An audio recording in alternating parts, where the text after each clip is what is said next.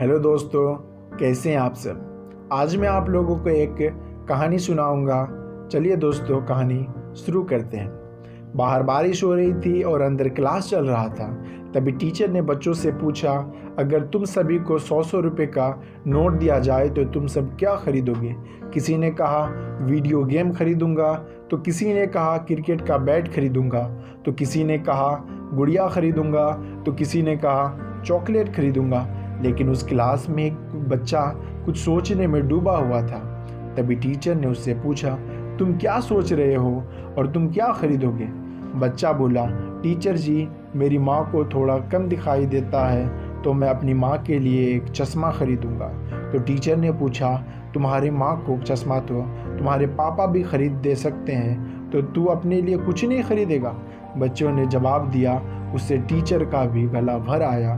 बच्चे ने कहा, सर मेरे पापा अब इस दुनिया में नहीं हैं। मेरी माँ लोगों की कपड़े सिल कर मुझे पढ़ाती है और उससे कम दिखाई देने की वजह से वो ठीक से कपड़े सिल नहीं पाती। इसलिए सर मैं मेरी माँ को चश्मा देना चाहता हूँ ताकि मैं अच्छे से पढ़ सकूँ और बड़े आदमी बन सकूँ और माँ को सारी सुख सुविधा दे सकूँ। तो टीचर ने कहा, बेटे तेरी सोच ही तेरी कमाई है। यह 100 रुपये मेरे वादे के अनुसार और ये 100 रुपये उधार दे रहा हूँ। जब कभी कमाओ तो वापस लौटा देना। और मेरी इच्छा है तू इतना बड़ा आदमी बने कि तेरे सर पे हाथ फेरते वक्त मैं धन्य हो जाऊँ। 20 वर्ष के बाद स्कूल के बाहर बारिश हो रही थी और अंदर क्लास चल रही थी।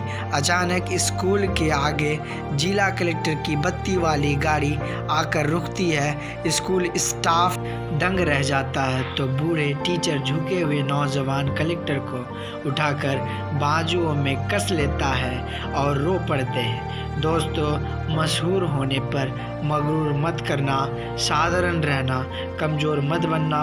वक्त बदलते देर नहीं लगती। शहंशाह को फ़कीर और फ़कीर को शहंशाह बनते देर नहीं लगती।